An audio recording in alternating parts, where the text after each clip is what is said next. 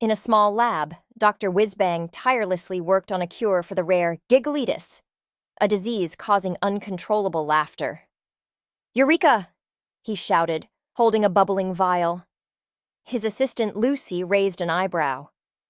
"Are you sure this time?" she asked skeptically.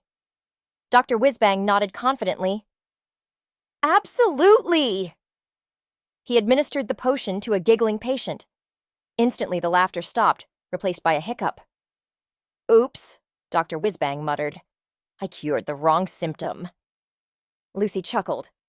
"Well, at least they're not laughing anymore." The patient hiccuped again. "But now I can't stop hiccuping,"